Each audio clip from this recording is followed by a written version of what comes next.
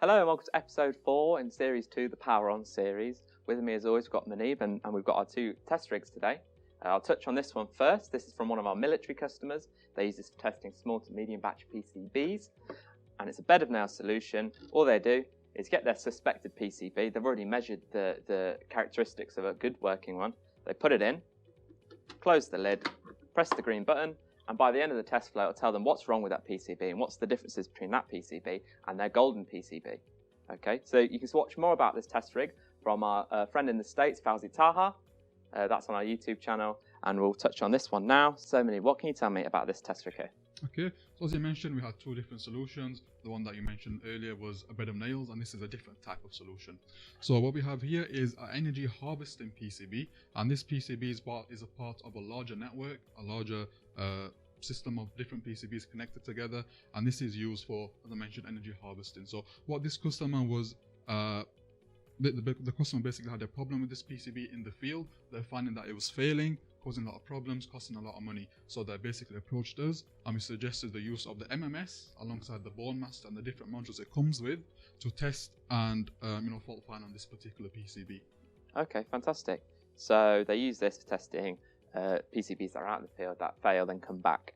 Exactly. So not only does this customer use it for test and repair, but they also use it for end-of-line production testing. Okay. So for example, when you manufacture a batch of PCBs and then at the end of the process, at the end of the line, they use this test rig to make sure that the PCB is working as it should do. There's no faults with any of the in the manufacturing line, and basically as a way of doing an end-of-line test, quality check to make sure the PCB is perfect and ready to be used in the field. Okay, fantastic. So this is ideal for someone that suspects the same PCB quite often. Exactly. Okay. Do we get the test flow from the customer for this test rig? Yes, so this particular test flow is specifically for this test rig, and it is made up of various steps, which we'll go through in a second. So you begin by steps 1 and 2, basically showing you how to set up this test rig, how to connect the test rig to the modules, what to connect to the PCB itself, and there's also instruction on the left hand side showing you what to do, basically giving instructions on how to do that. Okay, so a more experienced engineer can then set up the test flow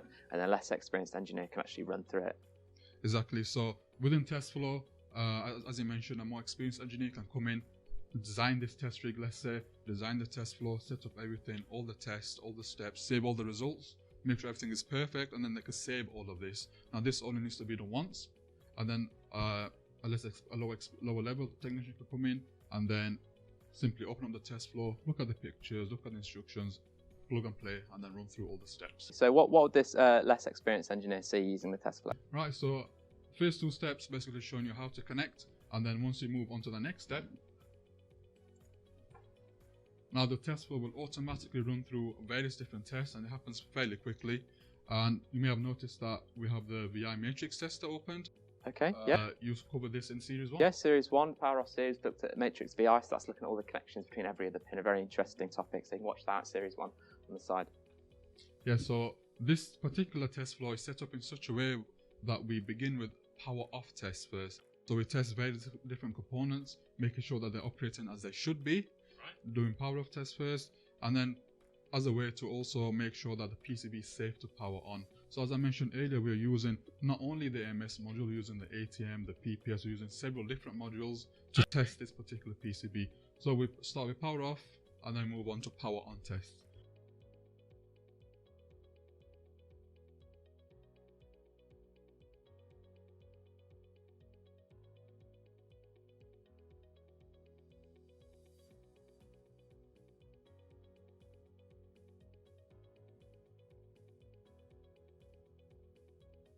And as you can see on this particular step, we have the advanced board checker.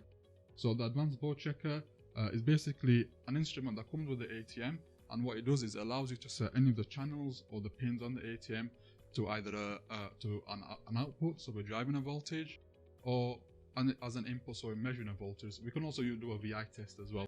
So what we can do with this particular instrument is do a complete board level test.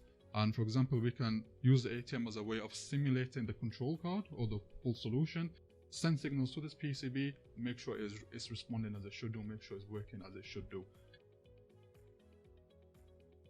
How many channels are there available? So there's 64 channels available with the ATM, and obviously this can be expanded as well.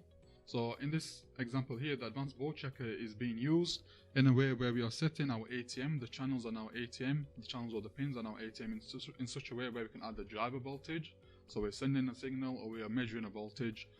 So send our channels to either an input or an output. They can also be used as VI as well. So we can do a simple VI test.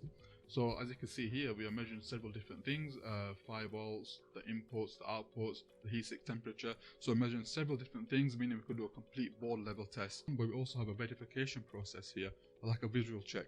So as the test is prompting us or suggesting to us, is asking us to power on the PCB and make sure all the LEDs are turning on as they should do. Okay. If I simply click this button here, power up the PCB, moves on into the next step, and our PCB itself is powered up, and you can see all the LEDs. Yeah, so you've got 3 LEDs along the top, some greeny yellow ones, and then a red one in the top right. Exactly, so all the LEDs are on, and now we have another little prompt here asking us if all the LEDs are on or not. Okay. So depending on which one you click, you get taken to another step. Okay. All our LEDs are on, click that button, and it's as simple as that. Our PCB has passed and is working as it should do. Fantastic, thank you, Manib. So that was a demonstration of this customer solution for energy harvesting PCBs. Stay tuned for the next episode. We're touching on the advanced IC identifier. So look forward to that.